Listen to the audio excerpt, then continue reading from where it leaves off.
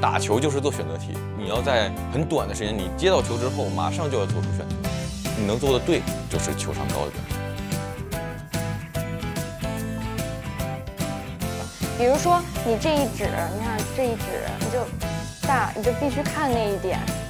这样看的时候，你眼睛里面有东西，你不能就是空洞的这样过来。你眼神里面、你的心里面都要有东西。创作完成挺失落的，就是通过一个渐字，渐渐的你就长大了。我发现小时候一些事情回不来了。